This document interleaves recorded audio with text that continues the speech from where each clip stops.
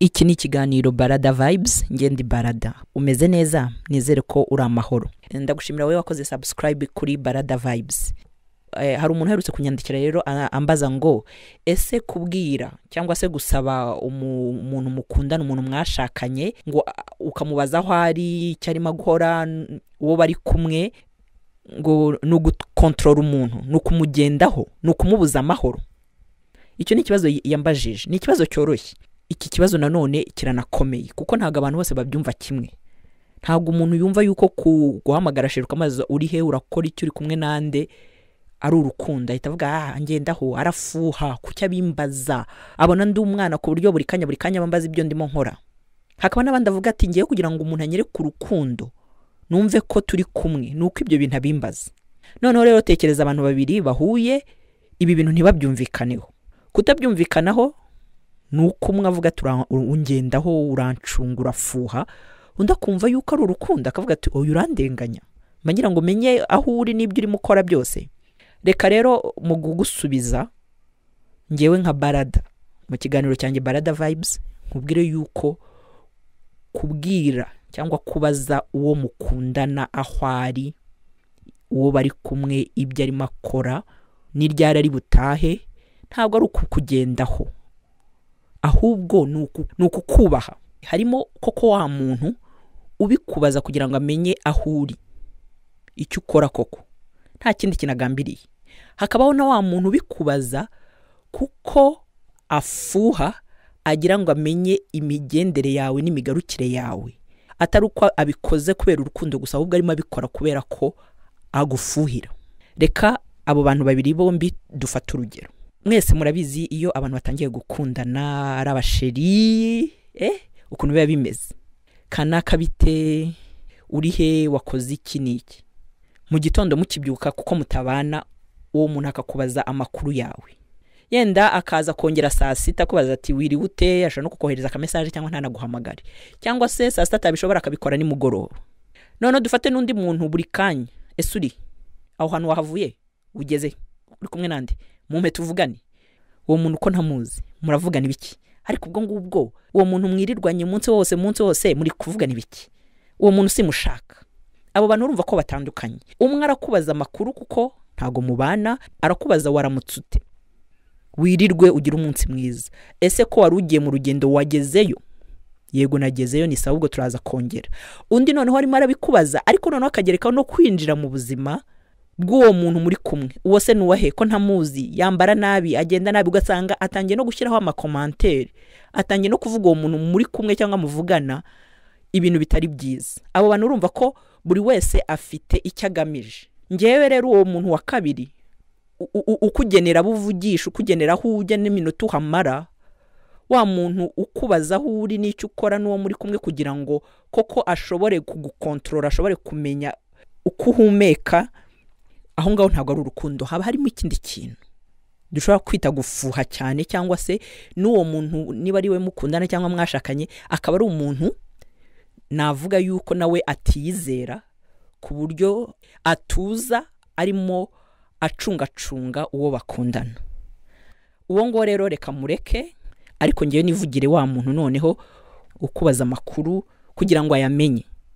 Ngewe mbifata nkaho ari ukukubaha, nkahita nabifata nkaho ari ukugira ngo amenye aho uri.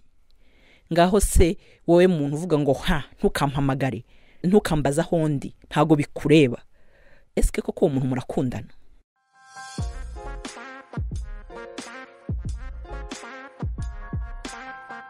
Nkunze gutanga ingero.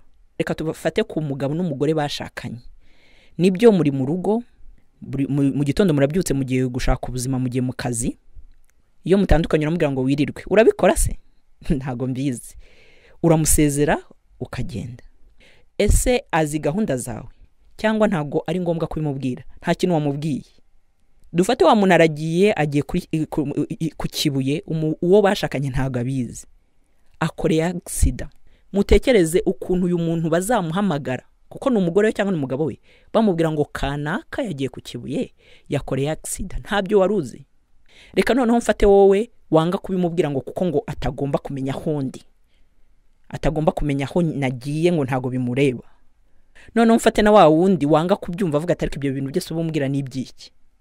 Iyo tuvuga ngo abashakanye baganire, ntago bagomba kuganira ku mishinga, ukuntu bazubaka inzu, ukuntu ahantu bazakura amafaranga gusa, no mu tuntu dutoya. Kuko niba mutaganira ngo umubwire uti mama kanaka cyangwa papa kanaka wirirwe, ejo nzajya ku Kibuye cyangwa ndaza kujya ku Kibuye mu rugendo, nguze kumuhamagara umwese wagezeyo, ko ku Kibuye hagenda amasaha ngahe wagezeyo, akabyuka mu gitondo akagenda akirirwa umunsi wose utaza aho ari nawe ataza aho uri, mukagera mu rugo mukaryama, ejo bugacya ari umuntu mwashakanye. Eseye ninde uzi ibyawe, ninde uzi imigendekere yawe, ninde uzi imigarukire yawe. Ntabwo ushaka ko amenya aho uri n'icyo urimo ukora ngo ni control, no gutanga raporo. Urayitanga nyine kuko mwarashakanye, murakundana. Mbere rero yo kubitsemba no kubishyira ku ruhande, banza urebe ku cyo bimubwira, no kugira ngo amenye aho wagiye, mu rwego rw'uko ugize icyuba yamenya aho akurikiranira, mu rwego rw'uko hagize umubaza atari ku kanaka yagiye, kanaka yavuye hano ambwira ko agiye ku Kibuye, ariko ni gute uzata umutwe utazi kanaka ahantu agiye kandi byitwa yuko mubana mwararanye yabyutse avuye mu rugo agiye.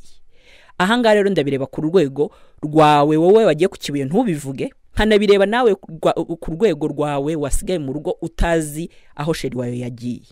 Bijya bimbabaza ukuntu umukozi wo mu rugo adashobora kuva mu rugo atabwiye nyirabuja cyangwa sebuja aho agiye. Umwana uba mu rugo asaba uruhushya akavuga ati ngiye aha, ndagaruka nimugoroba, atagaruka nimugoroba mukamubaza kuki watinze. Ariko noneho byagera ku bashakanye, umwe akihagararaho ngo nukugendaho, abacungacunga. Agucunga se ni ibiki urimo wikeka? Bijya bimbabaza kera mugiteretana, mugishakana, mukiri mu kwezi kwa buki, buri kanya sheri bite, ukisetsa amakuru ku buryo nukureba ahita avuga ati arimo aravugana na kanaka. Imyaka 2, 3, 4, 5 bigahinduka. Kuki bihinduka? Kera uwo mukobwa cyangwa uwo mugabo aramazaga wariye, imvura yaguye wifubitse, wageze amahoro, witonde moto itakugonga. Ariko uyu munsi mwashakanye, mufite byinshi muhuriyeho, mufite imishinga, mufite abana mugomba kurera mugakuza, ibyo bintu ntago mukibikora. Ese abikubabajije bitwaye iki? Mwibuka yuko ndimo mvuga wa muntu wa mbere ubikubaza kugira ngo ngita ko ari urukundo, ubikubaza kubera urukundo. Ntago mvuga wa wundi ubikubaza kugira ngo agucunge akugendeho nkuko twabibonye. Abo bantu babiri baratandukanye. N'uburyo bukubaza ngo uri hehe, urakora icyo, uri kumwe nande, biba bitandukanye. Ikindi, niba ugiye guhura n'abantu biroroshye, mubwire papa kanaka, mama kanaka, dufitanye gahunda n'abantu dukorana. Abantu mukorana arabazi, nihagira ikibazo azamubaza. Kuki tubikora ku bantu baraho? Umukozi ejo uzaza akagukorera akagenda, umwana uri mukuru ejo uzuba ku rwego rugo cyangwa uzagenda. Kuki ubikora ku mwana urere ukamubwira umwana wawe ukamubwira uti mbere kuva mu rugo saba uruhushya? Ntago rero umugabo wawe cyangwa umugore wawe asaba uruhushya, arabikumenyesha kuko muri ku rwego rungana. Ariko no gusaba uruhushya simbyanze. Uzajya mu bukwe i Butare, ubyuke mu gitondo ugende Nyabugogo utege, ndavuga ku muntu uri i Kigali, umugabo wawe ntazi ko wagiye i Butare. Kubera iki? Saba uruhushya umubwire uti ngiye mu bukwe Butare, ntabwo azakwangira. Ukwangira nawe aba afite impamvu. Mubwire, mumenyeshe, muganire. Kuganira ni utuntu dutoya ariko dukomeye. Kuganira ni iki?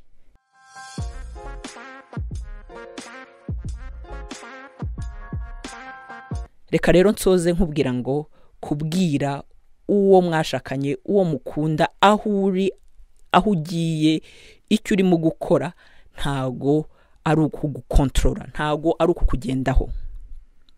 Ariko nanone wikabye.